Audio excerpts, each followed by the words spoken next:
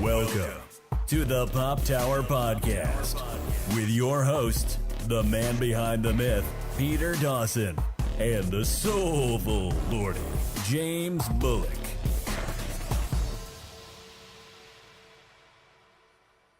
Ha-ha! And episode 47 starts now. I am indeed Peter W. Dawson. And I am the incomparable James Bullock. Actually, that is not my nickname, but I'm going to use it for this episode.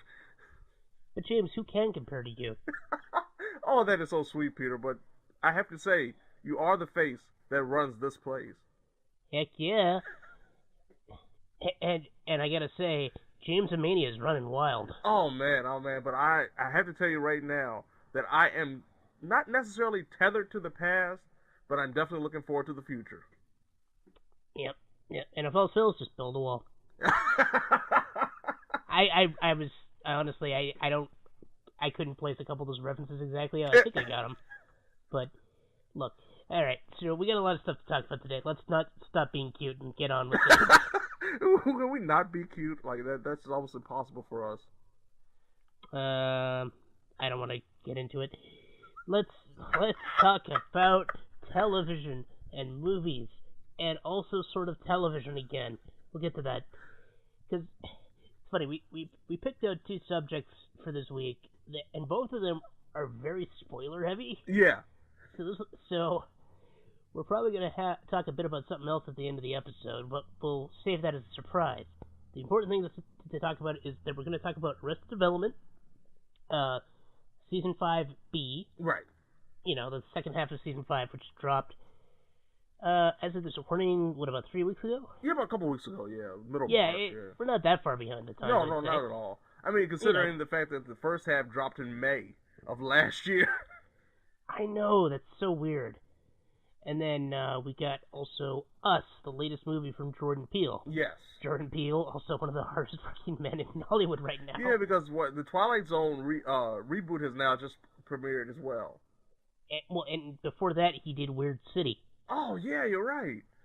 Good Lord, which man. we haven't talked about, and I don't know how much we need to, but maybe if we do one on the Twilight Zone at some point, we can talk about Weird City as well. Yeah, definitely. But, and not to mention, not only did he do Get Out, but he was also one of the EPs on Black Klansman. Yes, he was. So, I mean, look, he's doing a lot. He's a busy man. He really is. He's a good man. Very Johnny Appleseed. That's my definition of a good man. Going around and, just letting trees grow. I mean, it's amazing because on the opposite end of the spectrum, you have Arrested Development Season 5, where there are no good people here. Of course not. I mean, even the best people in this season have become just disgusting and deplorable. Yeah. So just a reminder, Arrested Development is about the Bluth family, who are very dysfunctional, just sort of a mess of a family. Yeah, they're pseudo-wealthy now. Like, they used to be wealthy, and now they're just pseudo-wealthy. Like, they try to pretend to be wealthy, but they're definitely not at all. Okay, and, like, it was because of the frozen banana thing that they got wealthy, right? Right. Yeah, because I can never remember if that was a joke, or if they were being serious. No, they were actually being serious. Like, that's a part of the lore now. You could tell, like, I like this show, but I'm not as invested in the lore as other people are. Right. This is my problem. Like, this is why I think I still sometimes call Job Gob and stuff like that. Because, as much as I watch the show, but then I also read about it a lot, too. So my brain just gets confused. Yeah, and I love the fact that this is actually... It's funny that you bring that up, because they actually make a joke about that in the season. Like, why would you name him that? Yeah. I know, it's just not a good name.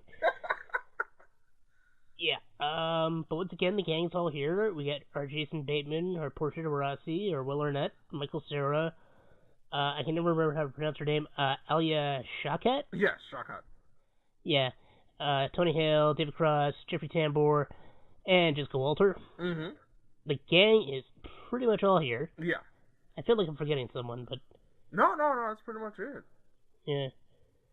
And then, of course, we got our recurring cast, and, of course, the ever-lovable Ron Howard as the narrator. Yes, and Ron's the premise of Ron Howard as a narrator is much more profound this season than it ever has been, just because of Michael Cera's character. Yeah, everything that happens with him. Oh man, but yeah, like the second half of the season really seems to, because like part of the premise of season 5 was there was, we could say, what the big mystery, right? Oh yeah, because I mean that was a big part of the first half of the season. And I think we talked about that already. We've already covered that, yeah. Yeah, because Lucille 2, or Lucille, what's her real last name? Austero. Thank you. She was played by Liza Minnelli, I believe. Mm-hmm. Yep. Okay, I am remembering the right person. Yeah. This is important because the big thing is that in season 5, she's missing, presumed dead, and it's like, so what happened there? So it's kind of weird. So we have this whodunit throughout the season, and like, well, the first half of season 5 really kind of focused on it. The second half kind of drops it. Yeah. Like, I think a big thing to talk about this season is it's one really weird that it was split up the way it was, taking almost a year for both halves to come out. Mm-hmm. And once we got them all, it really didn't need as many episodes as it had, because it's a total of, what, 16? It's 16 episodes, and before it's all said and done, I looked at it and was like, man, they could have easily done this in 10. I don't know about 10, but probably 12. Maybe 12, yeah. Like, they did not need to do an extra large Netflix 16 when they could easily done a more comfortable Netflix 12 or 13. Yeah. Which, I think that's a fair way to describe it. Yeah, and think about, like, if you were saying, since this is a Netflix production, yeah, 13 would have been perfect. Yeah. Learn from Japanese anime. They just have 13 episodes and they're out. Yeah. Maybe not even that. I think that's one of the reasons I started watching more anime in the last few years, is because I realized, oh, they only have so many episodes. Right. It's just nice and easy. Yeah, like, so the focus is less on that, on the big murder mystery, which is kind of the, well, mystery, I should say. Yeah. Murder may not be accurate, but the second half really seems to focus, like, I got this impression when I was watching, it's like it kind of turned more to the whole, okay, what was it called? Like, false wall, fake wall? Oh, fake block. Fake block, thank you. Yeah, the fake block wall, because one of the big jokes is that this whole season is set during 2015. Yeah. It was right before the 2016 election, and they had, like, these moments of definitely placating to that idea of what could be happening in the near future. And then, of course, cybersecurity. It's like... Yep. And not to mention the Chinese government. Yeah! That's the part I really loved. That was honestly the funniest part of the season for me. It's funny because it's true, because I've gone to see, like, some actual, like, American security type stuff before, and they talk about how often China tries to hack them. Right.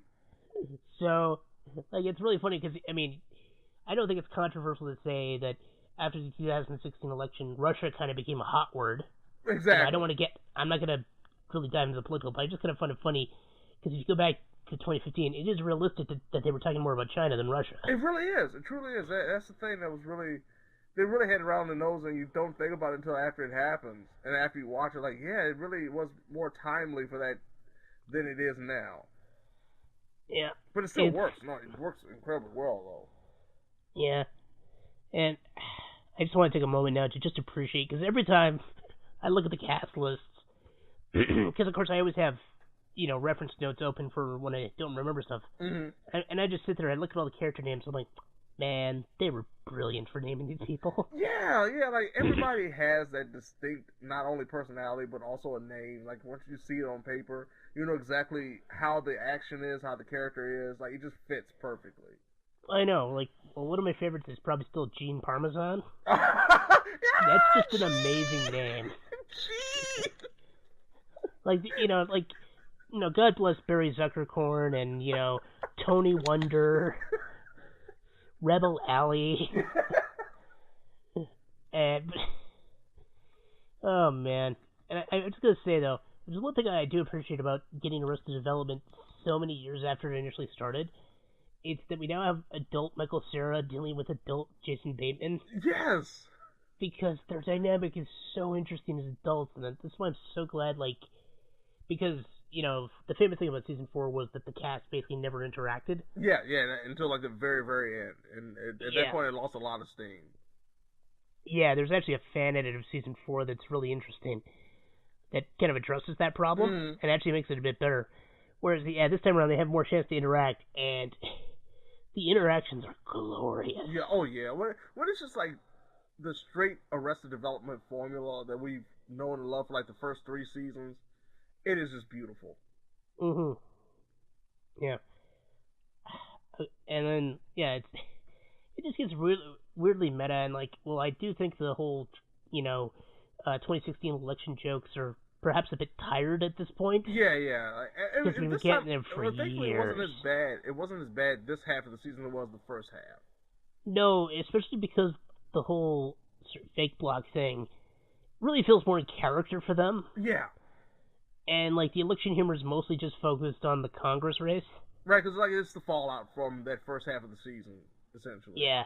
Whereas, with fake block, it's definitely the Blues being the Blues. Nobody communicating with each other before they make rash decisions, and how it just screws up everybody else in the long run. It's a lot of fun. I mean, I would still say, even though season 5 feels too long, it's better than season 4. Oh yeah, hands down. Yeah. I'll probably, I'm never going back to rewatch season 4. I haven't had any inclination or just any want to rewatch it again, because it was really, really, it had its moments, but it was nothing compared to the first 3 seasons, and this definitely had more moments, of course, than season 4. It's not as strong as the first 3, of course, but it's still a lot better than it could have been, especially coming off of season 4. I'm just thinking about, what season did Charlize Theron show up? That was season 3. Yeah. That was a really rough arc. And that was when it started going downhill. You started seeing the bloom fall off the rose on that one, because it was a little rough around the edges. That was the core story of that season. And it really wasn't that good. But everything else was still really good around it. Yeah. That's probably accurate. I don't know how much we more really need to say at this point. If you're at all familiar with Arrested Development, definitely check it out. Do you have anything else you want to add? No, I'm just happy that it seemed like it ended on a good note in terms of the overall character arcs and one of the running gags of the whole entire series. So they left it open for possibly a 6th season, but they did a well enough job to close it out too. So I'm happy. I'm honestly pretty happy with how it closed. Yeah, same here. I really am. Especially, I obviously can't get into it, but just some of the lines at the very end were pretty great.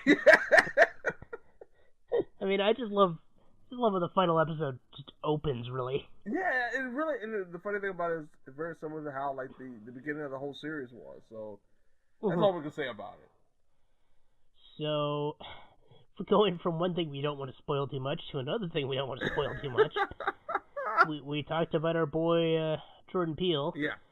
And his follow-up to, follow-up is accurate. It's not a sequel, it's a follow-up, his next movie, Us. Yes. Which, it premiered at South by Southwest on March 8th, but then it dropped in the U.S. just on the 22nd, I believe. Yeah, although South by Southwest, also the U.S., I should say. The way I phrased that. Well, for national audiences.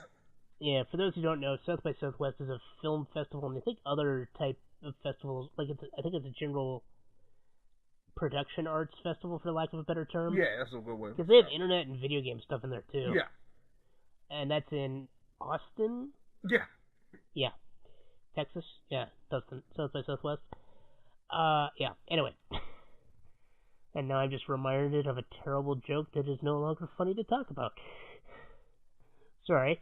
So Us, Jordan Peele, stars Lupita Nyong'o. Yes. Yeah, and an actor I always like to describe as my boy, Winston Duke. He's one of those guys, it just feels right to say that. Yeah, he's honestly, I hate to throw it out there, he's a big dog. He really is. He's one of those guys, I don't know, it's just, he's one of those guys I just want to always, like, if I ever meet him, I want to high-five him. Yeah. Have you seen him read dirty tweets? Yes. He's still the kindest guy in the world. I know. It's just, like, if I told somebody I high-fived Winston Duke, they would probably say who. You know, even if they had said Black Panther, they might still not remember. Exactly.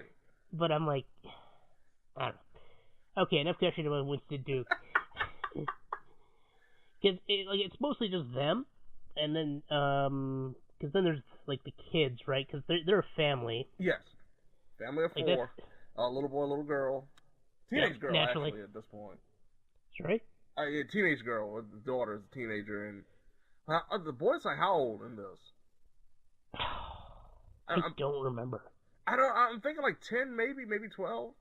Yeah, probably. I know they don't put like a definitive age, but it's just like he's probably around that age. He's still inquisitive, but he's not like cynical.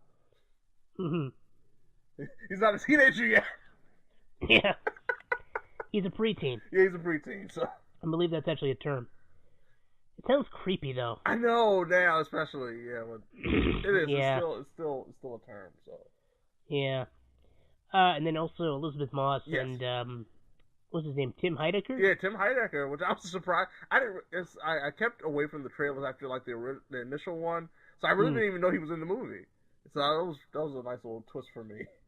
Yeah, because if you're at all familiar with movies where a family gets tormented, this is one of those movies. Yeah, that's essentially much like how like Get Out was in a way. What if Guess Who's Coming to Dinner was a horror movie? Right.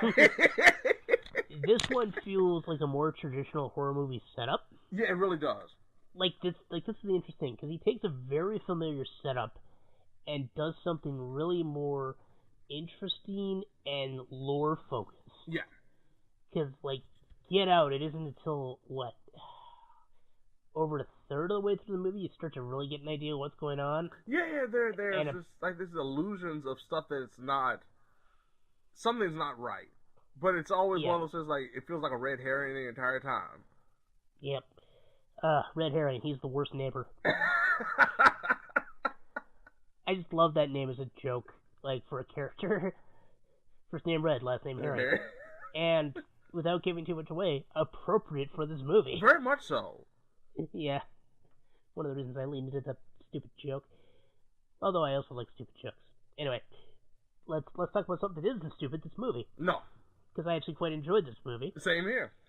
Yeah, it's inevitable it's going to be compared to Get Out, and I don't think it's entirely fair to judge and that was one of the things, for me, I was walking away from it, and, midway through, I was saying, it's good. It's a good movie, but it's not necessarily living up to the hype.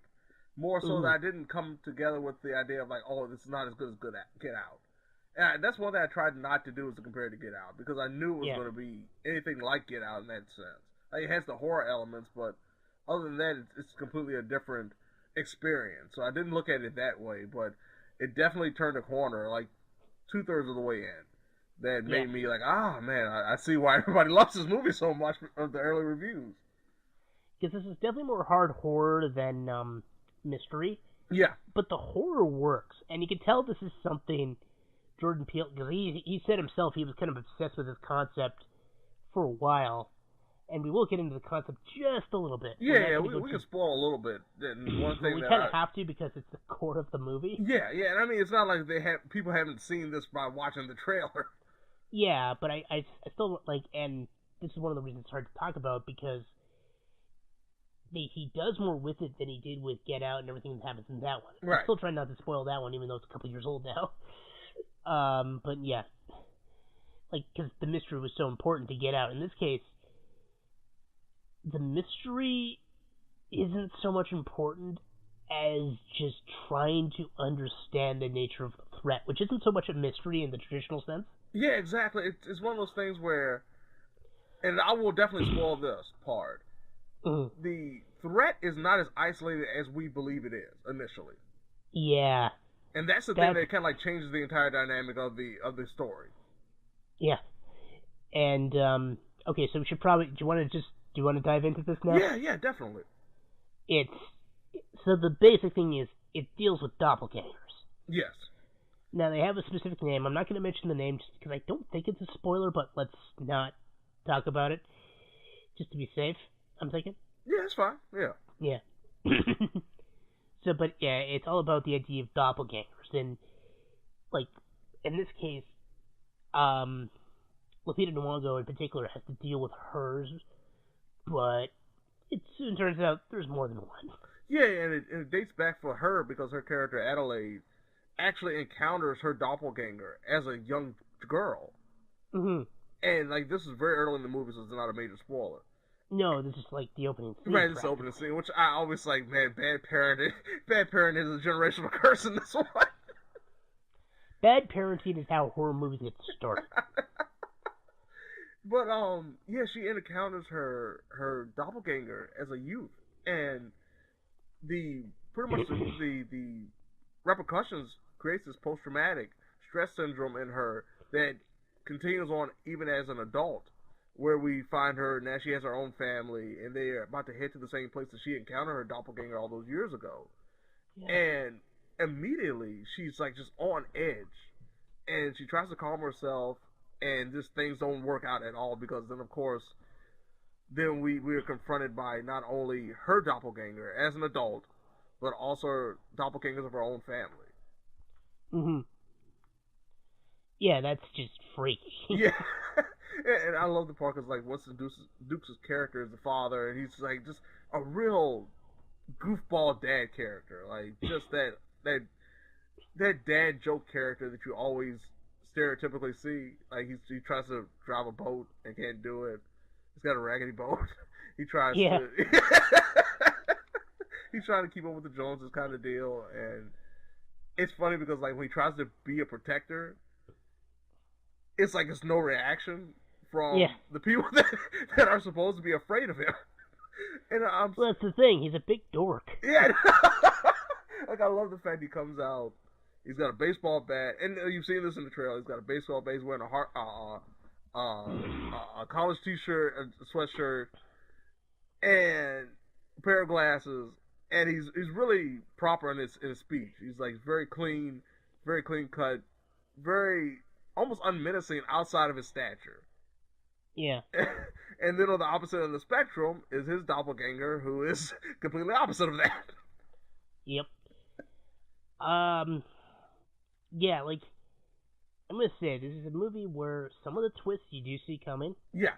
Which is fine. It's like, I'm always a little disappointed when that happens, because, like, I like being surprised, especially because I'm like, Mr. Smarmy always gets with the plot, and, like, I like being genuinely caught off guard by something, even if it's something, especially if it's something I think should be obvious, but I never thought of. Right. In this case, I thought of this obvious thing, and it does happen, but that said, I still really enjoyed this movie. Yeah, and that's always my thing. Like, I can deal with being spoiled on certain aspects, but if the execution is very good, I'm fine with it. I can deal with it. Like I said, there was a couple of moments I'm thinking, like, okay, this could happen, this is probably going to happen, and it did. And in turn, I still felt fine about it because it was executed so beautifully, like, just very well in terms of not only the characterization, but the cinematography. And there's a couple of things later on in the movie that kind of surprised me that I didn't expect to happen. I'm not going to spoil what it was, but I love the fact that they put it in the trailer and did a twist to it to make it look like that it was something else happening that it really wasn't. Like, this is, like, even if you can imagine half the stuff that happens in this, it's such an interesting, like, well-directed, like, he clearly put a lot of thought into this, and the symbolism he goes for does make sense. Yeah. Because there's some really interesting ways to take what happens in this movie. Yet at the core, it's still kind of like, what was that really stupid movie? Funny Games. I was going to say, this is very Funny Games-ish. It's very much like The Strangers. Like that kind of, those kind of movies. As you can tell, I really didn't like Funny Games. No, what the American remake or the original German one? I think the German one was better, but I didn't even like that one that much. Yeah, it was rough. The American one's horrible. Oh man. The German style in an American film does not work at all. No, not at all. No. Because I don't know how familiar with German film, but they love their longer, drawn-out stuff, and American filmmaking doesn't support that much. Right, exactly. Like, even good long movies can have problems. Strap in for Avengers Endgame. What's that, 3-hour movie? Oh, man. Man, I don't know how this is going to go, but that's neither here nor there. So, well, James, it's going to be a snap.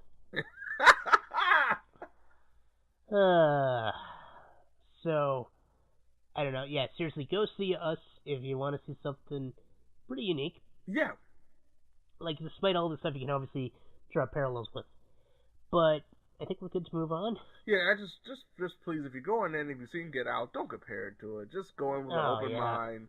Just settle in and watch the movie for what it is, and don't try to compare it to what Jordan Peele's done before. Absolutely.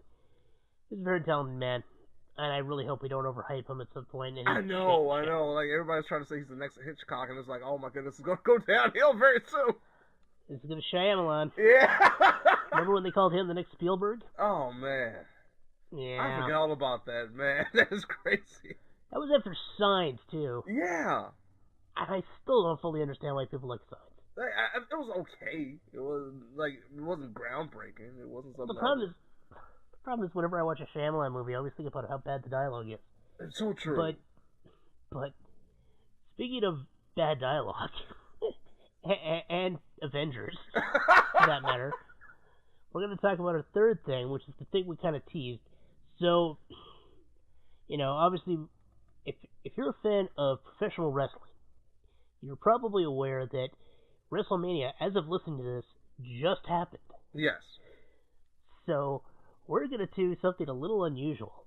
We're going to record our predictions 2 days before WrestleMania happens, but this episode doesn't go live until, almost a week later. Yeah. So enjoy this blast from the past. So for that reason, and plus the fact there's 16 listed matches, we're going to try and speedrun it a bit. I just love the fact we're doing this because I want to see how bad our predictions are. This will be interesting, though, because I don't think I've ever really put down predictions before. Yeah. Okay, I'm just going to use the Wikipedia list, which is not in a good order. Yeah, it was start from the bottom to the top. Yeah, let's do that. Yeah. Okay. So number 16, the last announced match, which was announced on Twitter. All because of the program. The WrestleMania program came out and had it listed, and then WWE had to rush and announce it because they kept building to another match, which didn't matter. Okay, so the Revival, the tag team champions on Raw, are going to be taking on Kurt Hawkins and Zack Ryder. The perennial losers. The guys that can't even spell their own names. No, they spelled their own names. Other people don't know how to spell their names. No, you see the problem was Zack couldn't spell his name when he was trying to correct him. Oh, that's right. He tried to make a point of it and couldn't even spell his own name. Oh, man. And, of course, he famously did the L on the forehead thing backwards. Yes! Oh, poor Zack. Speaking of people I consider my boy, Zack Ryder. It's one of your boys. OSW is one of your boys. Yeah. So, despite them being losers, they're going in, and it should be noted at this point, they're hometown boys. And the fact is that Zack Ryder, when it comes to title matches at WrestleMania, at this point is actually in a pretty good position because the last time he was in a title match at WrestleMania, he won. Yeah, and he's only been in one before this. So I mean, and it's a hometown crowd. There's a very good chance that they will win. And the fact to break is Kurt Hawkins' 2-year losing streak. I was about to say now they can if they're gonna have Hawkins' losing streak finally end, this would be the best way to do it. Although, because I know Rob Gronkowski is trying to sign with WWE, a sick and twisted part of me wonders if Mojo and Gronk are gonna win the titles. Like just comes out of nowhere. Yeah. Or Kurt Hawkins gets hurt. The Mojo mirror promo shows up, and then Gronk comes beside him. It's like, here we go. No, what if John Cena has to replace an injured Kurt Hawkins. So Kurt Hawkins technically still wins, but it's in debate. Yeah. And not only that, but John Cena and Zack Ryder reunite. Exactly. And then Eve Torres shows up. And then Eve Torres to kick him in the balls again. We'll get to that because that's actually relevant. Yeah. But yeah, so I really think the Revival are losing. I think so too. I think we'll have new tag champs. Yep. Speaking of tag, the Usos are defending the SmackDown Tag Team Championships against Ricochet and Aleister Black. Makes no sense. The Bar. And then Shinsuke Nakamura and Rusev. Man. Now, I gotta put this out there right away. I am so happy that Shinsuke isn't in the frickin' Battle Royal. Yeah. Because to go from WWE title match to that... But I'll agree with that if he wasn't going to win, but... Yeah. This is just like last year. We're going to have a very rushed SmackDown Tag Team title match. Oh, absolutely, and I have no idea who's winning. I want to say Usos are just going to retain.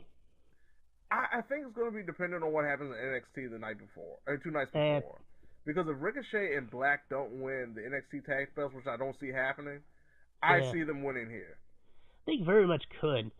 I mean, despite being a very thrown together tag team, they're still very effective. Yeah, and they're over right now. They're really over. So it's true. Which, ironically enough, we thought this was supposed to be the Raw tag match. We thought it was going to be Ricochet and Black versus the Revival. Because and then the last minute, they're like, "Wait, we want them in this match. Well, what's the storyline for the other two?" Hey, remember that one we kind of abandoned? Yeah.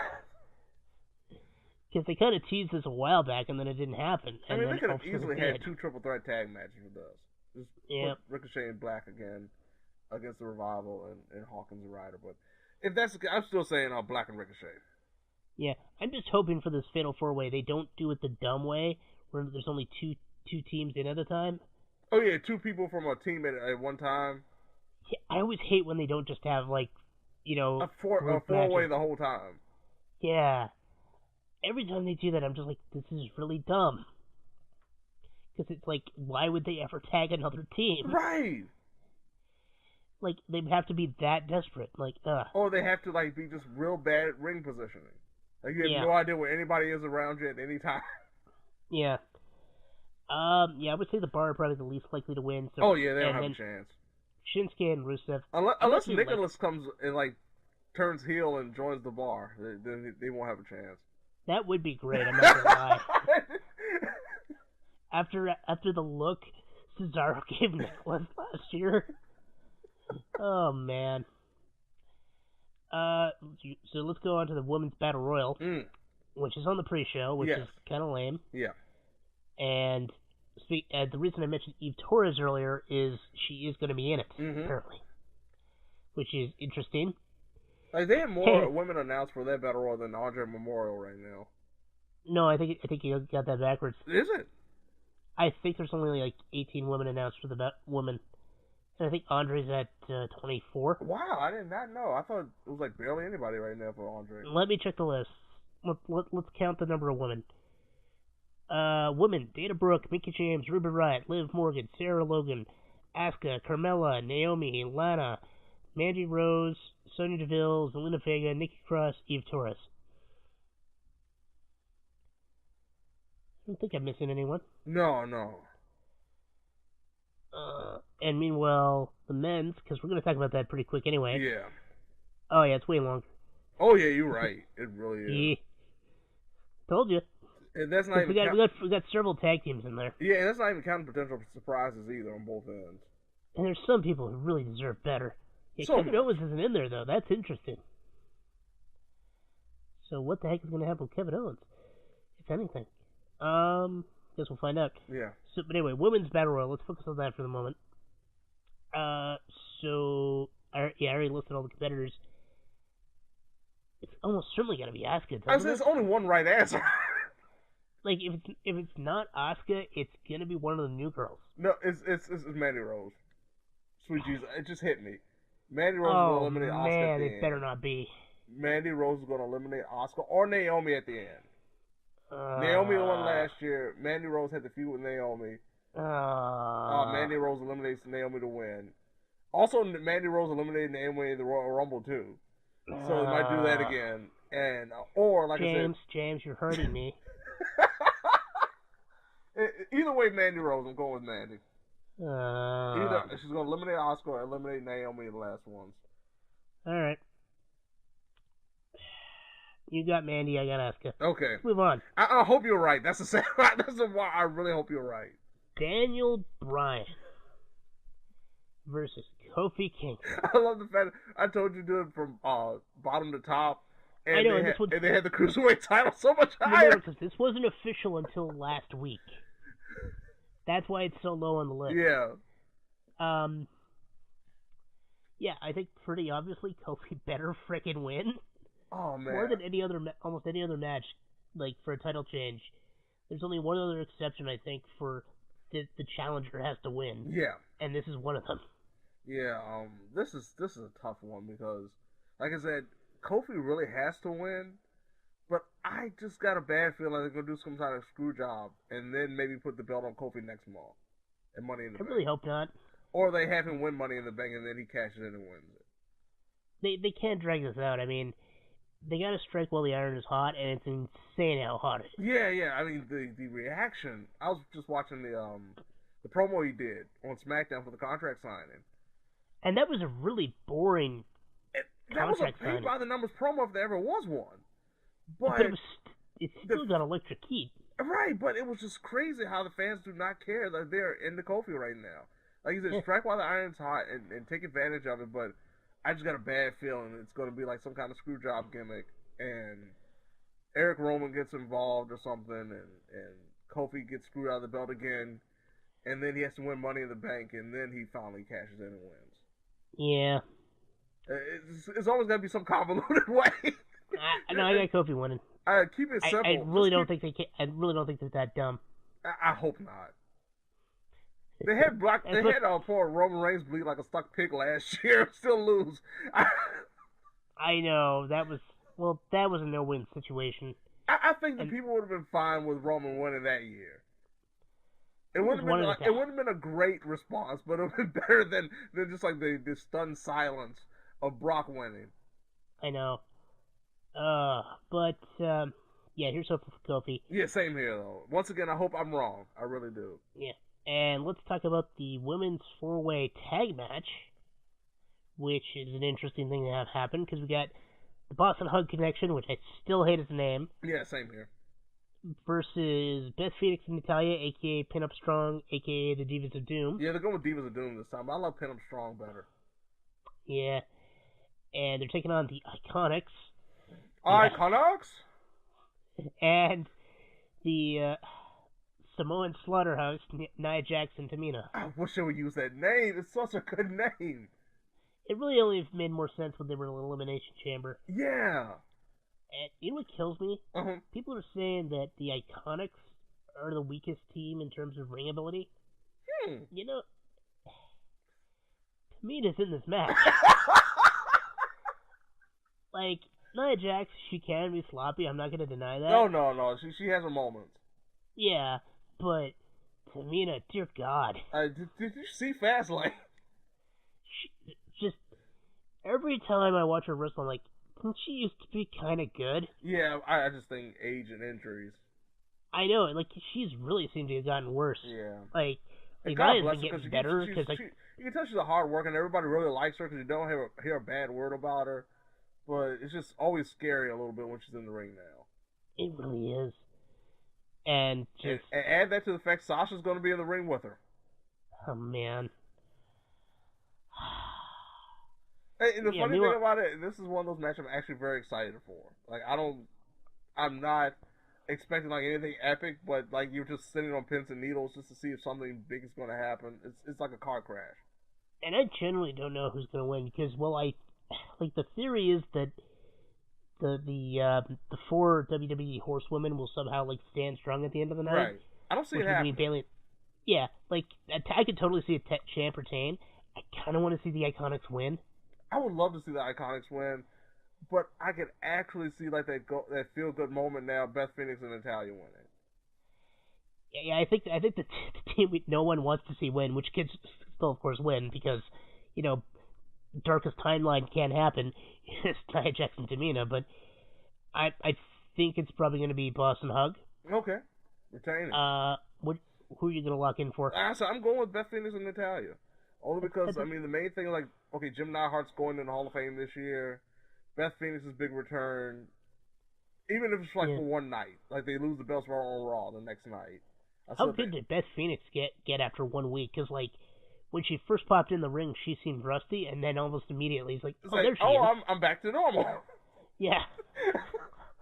You haven't seen my final form yet. She found one of those skill tomes and just read it to gain all her skill points back.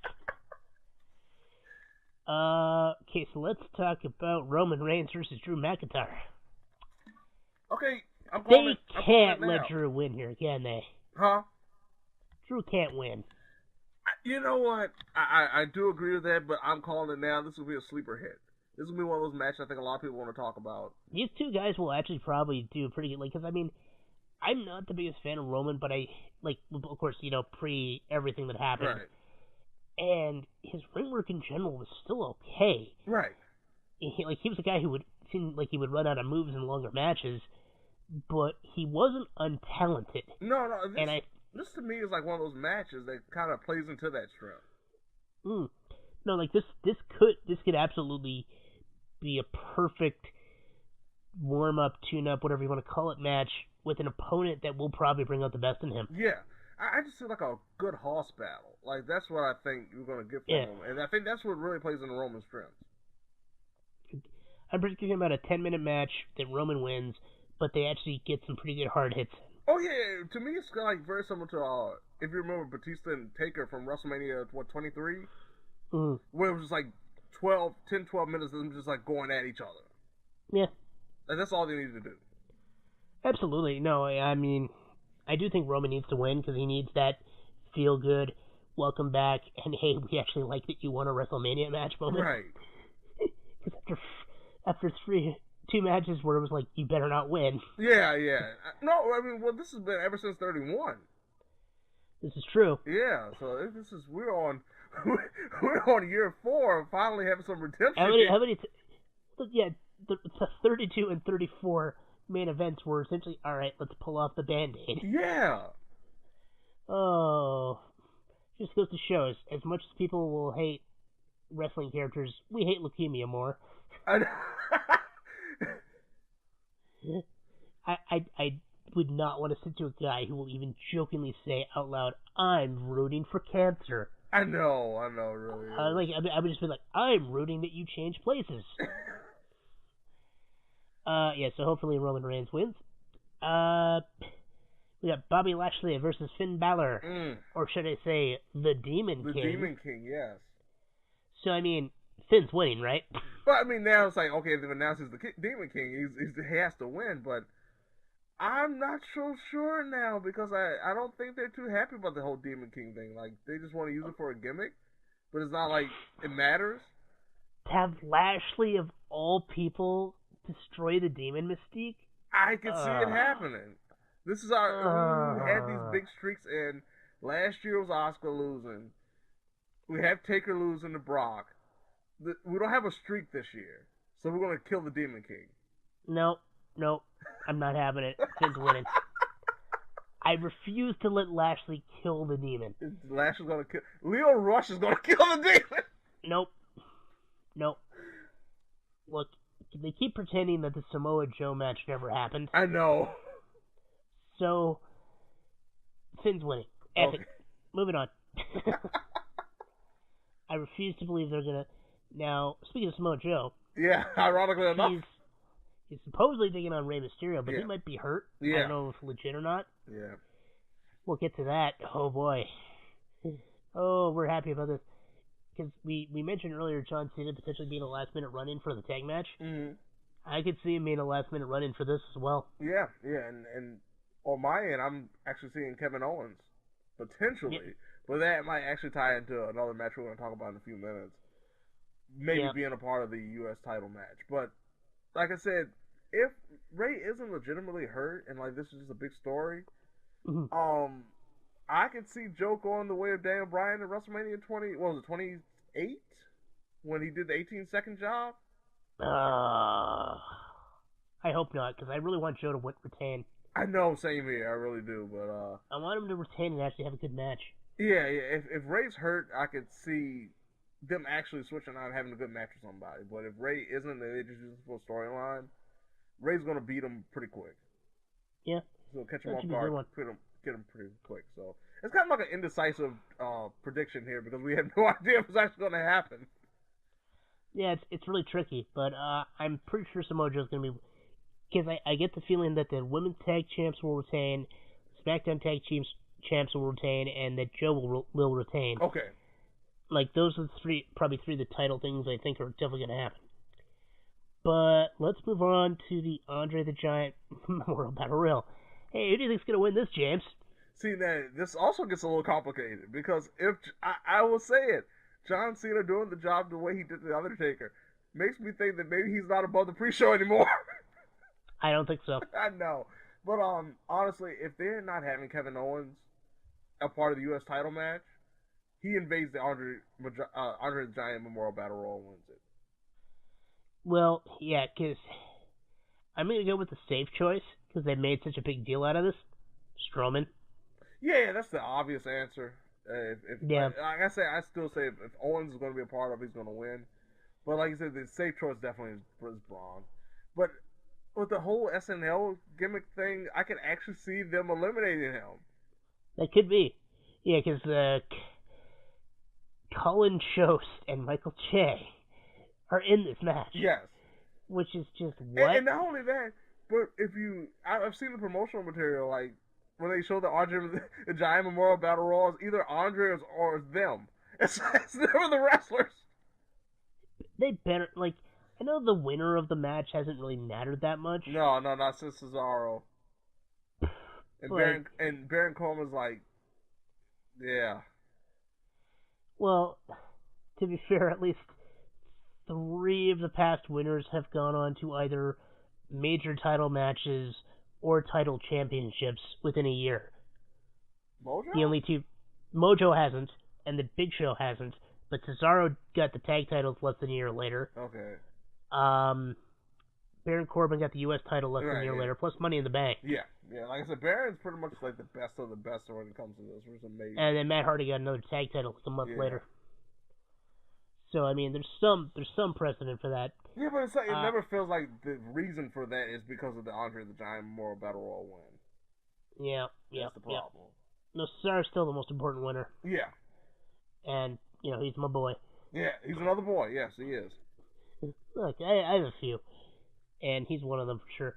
But yeah, I'm gonna go with the safe choice and say Braun Strowman. Although I will say, I think the one we haven't considered that I want to mention real quick, Andrade. Yeah. Because I don't think it's gonna be Mustafa. Like I think if a bad dude's gonna win, it'll probably be somebody like Andrade. Yeah, I can see that. I definitely do.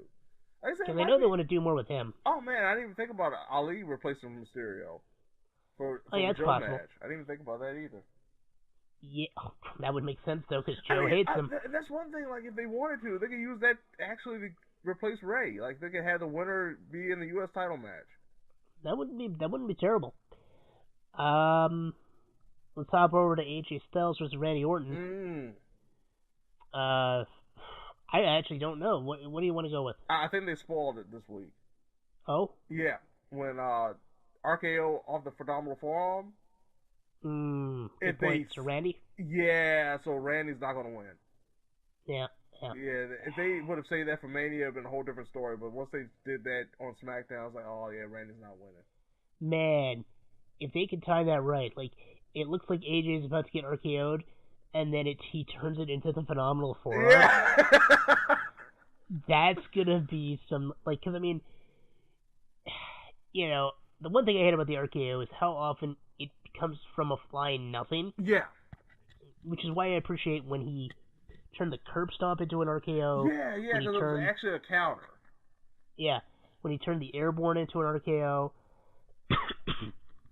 Like, those are far more impressive as a result, because, like, those were a lot more elaborate. Not just like, oh, I'm diving into you with no reason whatsoever. I hate the flying nothing, and I know full well that one of my favorite wrestlers of all time used to do it a lot. Christian, I'm looking at you, buddy. again, you're my boy, but sorry, I got a bit of a sore throat. Yeah, AJ's probably winning then, eh? I thought you were choking on your own nepotism for the next match. What? Oh. Yeah. Shane McMahon versus The Miz. I want my daddy to love me match. Who can impress Hank Hill more? Seriously, did you see The Miz's dad when he was looking at his son get beat up? I can't do the voice right now, but I was just imagining Hank Hill's voice. I'll tell you what. Yeah. God damn it, Bobby. How can I sell propane accessories if you're getting beat up by your boss? Like, seriously. Oh, man. Oh, like, man. So... The Miz has got to win. Probably The Miz. The Miz has got to win. It's probably The Miz, but I mean... But my only concern is the fact, like, Shane is what? Is 0 and what right now in WrestleMania? Because he lost he's basically number Taker, one. He lost to Taker, he lost to AJ, he lost to... Who did he lose to? Oh, no, he won last year. He won last year because Daniel Bryan showed up. Yeah, because Daniel Bryan, that's right. Okay, so, yeah, he'll probably lose this year. So, yeah, The Miz. Yeah, I don't... It's one of those ones, I know they wanted to do this, but I really don't see what it's accomplishing. No, it's not doing anything for anyone. But it's now, really not. Actually, I just thought about something, which would be incredibly funny. Since Shane's kids show up every year for WrestleMania Oh, now, no. they hold The Miz's father hostage and makes The Miz say, I quit, to Shane McMahon to save his father. They dress him up like the Great Gatsby. Now, I gotta ask, when we went into this, were you expecting me to make so many whole jokes? Because that's where I went with this. Like, seriously, I cannot stress enough how much The Miz's father makes me think of Hank Hill, yes. but with a mullet and a handlebar mustache. Like, if Hank Hill just grew out his hair, he turned into a hippie. It just grew out his hair. It just was that. Like, he does like a real life person, Hank Hill. It's incredible. I know, right? Okay, let's move on to the match that nobody wanted to see. Kurt Angle versus Baron Corbin. In Kurt's final match. Let's assume this isn't going to get changed. Baron wins. Kurt's probably losing. Baron wins. Baron's going to win. Yeah. Because Kurt's very much a go out on your back kind of guy. Oh, yeah, he definitely is. He's a giving person. It's very obvious. Baron doesn't need it because Baron is insufferable. Baron doesn't. Like, I love... probably the most pointless match on the whole goddamn card. More so than Shane versus Miz is Kurt versus Baron. I just wish like they had like a Kurt Angle celebration. That was it. It was no match. Yeah, well they just drink milk. Yeah, that's all. Like that's the way they ended. I'm alright with that. I've been perfectly fine with that. So, Triple H versus Batista. Now, I'm saying this right now. Everything for the love of God, Triple H. Learn from Batista and The Undertaker. We do not need 25 minutes. Yeah. 8 minutes. 8 to 10 minutes. Not counting entrances. 8 to 10 minutes of you two just beating the crap out of each other. So you think Triple H is going to come out with a laser rifle this year? Like, I think Steph's going to be in the leather bikini this time around. No. One of them's going to have a laser. women empowerment now. No. No, but it's like, she's like badass future warrior Steph. Nah. So when she's got the bikini, she chooses to wear it, and then she's still got the gun. No, you're missing it. You're missing it. What? Triple Drax, and Steph Morrow. That's a good point. Or maybe they go for Dune, because he's going to be in Dune. Oh, yeah. Man, riding a sandworm would be sweet. That would be awesome. Even if it's just like obviously 10 dudes in the costume. Okay, yeah. Trips and Steph riding a freaking pantomime sandworm. As Triple H raises his hand to the heavens and shouts, "Father, the sleeper has awakened." Oh, man. I mentioned how much I love Dune. Yeah. even though the movies are terrible. Yeah, the movie's terrible, but awesome game. I just love the lines. Yeah. Alright, yeah, so I'm kind of hoping Batista wins. The obvious answer is Triple H, but Yeah. I would love to see the twist. Like I said, if we're going to have streaks broken in WrestleMania, this would be a perfect place to break the streak of Triple H actually surviving to go to another WrestleMania. So. Yeah, I want to see Triple H retire. I do too. I really do. I think it'd be a great I do surprise. think it's not ideal for Batista to retire him, but I kind of want to see it I don't know who else would it be. Like, unless you're gonna build up somebody else, unless you're gonna build up a new face. Like, to me, from a story standpoint, outside like Orton, the best option is Batista. Yeah, I would love to see them build up Cesaro. I mean, if anything, like the obvious answer would have been Seth a couple of years ago. Oh yeah, absolutely. But Mr. Kingslayer. Exactly. That was perfect for the ending of Triple H. Would have been have Seth beat him, but like I said, Cesaro. I love Cesaro to death, but if Dorothy Dandridge come out and sing at the end of you, we have the hologram technology. But yeah, I'm actually hoping for Batista here. Yeah, me too. But it'll probably be Triple H. Yeah, more likely. I'll say Batista. H. Buddy Murphy versus Tony Nese. Tony? Top of the card, man. Yep. Actually, this will be this is more likely to be I'm guessing the Memorial Battle Royal will be the pre-show main event. So I was gonna say this might be the pre-show main event, but it probably won't. So yeah, Buddy Murphy. You got Buddy Murphy. I got Tony Nese. I got Buddy. I think a title change is happening. I think they pulled the old deflection method and had what was it? Tony put Buddy down at the end of 205 this week. So that's true. Champ's going out. Still champ. But just to bring back the Zack Ryder rule, yeah. I want to point out Zack Ryder stood tall after pinning Chris Jericho. True. And that foreshadowed his Intercontinental title win. That is very true. Might have that moment. I'm just saying. Sometimes the foreshadowing is correct. Yeah, they're actually obvious for obvious reasons. Okay, so we've talked about two matches where I said that the challenger can't lose. Right. There is one more. For the love of God, Ronda Rousey versus Charlotte Flair versus Becky Lynch. Main event. Don't you dare let Charlotte win. That will end her. Oh, that'll be it. Charlotte doesn't have a chance of winning for this. Like, end of you. No, it's not happening. You. I'm actually now on the fence. I'm on the fence. You don't like that I'm referencing Carmen Jones? Yeah, no. I'm on the fence right now because Becky's kind of cooled a little bit, especially now with Kofi Mania running wild. Like, that kind of energy is like going on to Kofi. Mm. And we don't know what Ronda's going to do. Yeah. I could actually see them, if Ronda is leaving after the Raw after WrestleMania, I could actually see them having Becky lose here. Have Ronda win. And then on Raw, Becky has Ronda one-on-one, and then Becky wins. I think Becky needs, because they need to end Becky with needs a happy, to win. Becky definitely needs to win. They need that happy moment to end, especially with two WrestleManias in a row ending very depressingly. Yeah.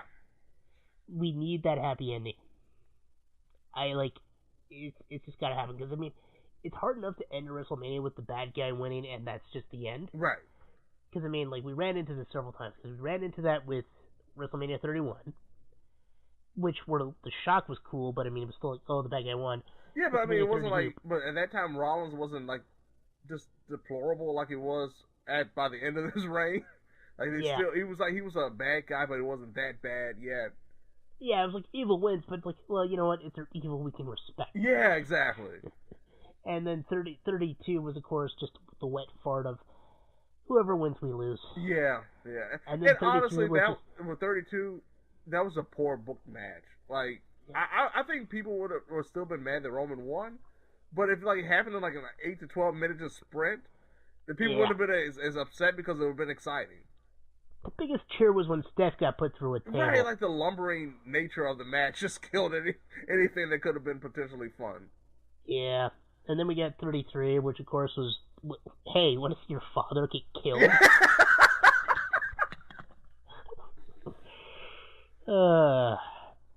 And then, yeah, of course, I don't need to explain 34, where it's like, all right, rip off the bit. Why aren't you ripping off the Band-Aid? Why are you hitting the Band-Aid with a hammer? What's going on? So, yeah, here's hoping.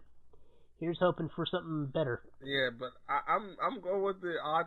I mean, the obvious one's Becky. Like, we gotta believe Becky's gonna win it, but I actually see Ronda winning now. I'm gonna pull the trigger on Becky. Okay. So, main event. Okay, this one's actually interesting. Because it's Brock Lesnar versus Seth Rollins. I don't think Brock Lesnar has to lose. Yeah, it's really, really weird with this one. Well, I linked you to an article where they pointed out this is essentially the end of a sort of storyline for Seth Rollins. Right. Because it started with 31, where Seth, the traitor to the Shield, he gets his moment. He steals Brock's title without actually pinning Brock. Mm-hmm. And then we saw him forced to sit at the next WrestleMania due to injury. And then at 33, he gets his redemption arc as he defeats his evil master Triple H, who essentially corrupted him to turn on the Shield. Yep. And then come WrestleMania 34, he becomes a Grand Slam champion. Mm-hmm. I believe before Roman did. Or am I wrong about that? No, I think Roman won, because didn't he win like the Intercontinental title? Oh yeah, no, before. he was Grand Slam. Yeah, he was the first member of the Shield of Grand Slam. Right. Dean was the last because he hadn't had a tag title before. Yeah, so Seth got his Grand Slam moment, and now here's his chance to defeat Brock the right way. Right. To fully complete his redemption. Do something that not even Roman could do potentially. Yeah, beat Brock at WrestleMania. But if Brock wins, Brock would have defeated every member of the Shield at WrestleMania. Yep, there is that. And we don't know how long Brock's contract is for. Yeah, every time we get to this time of the year, every time, we don't know how long Brock's going to stick around. Brock could be going to UFC in the summertime. And isn't Cormier threatening to do a run-in? He's saying that too, but I mean, it is what it is. I mean, Cain Velasquez is in AAA right now in Mexico, so I don't know. It could be happening. I think I'm going to have to say Seth wins. Like I said, I was saying when they were starting to announce the card for this one, I said this could be like the most crowd-pleasing WrestleMania in history. Because you can have Seth winning, have Becky winning, have Kofi winning. One of those three actually has to lose for some reason. Like it can't be that pleasing of a show. I know. Like I said, I think that at the very least 2 of the tag titles will retain, and Joe will retain. I don't think it's going to be like that SummerSlam where almost everyone lost their title. Right. But I could still see Brock winning. I actually do see Brock winning. Like, out of the major title changes, if anyone there's a possibility of the champ retaining, Brock's the one. Yeah, because like I said, there's only 3 where the title, I think, has to be lost. Right. And this isn't one of them. It would be interesting if Seth won, especially because it's like he somehow overcame the odds, and like, how? But, yeah, I think he's probably going to lose. Okay, now the biggest question of them all, as we close this one out. How long do you think the show's going to go? It's going to still be going on by the time we record next week.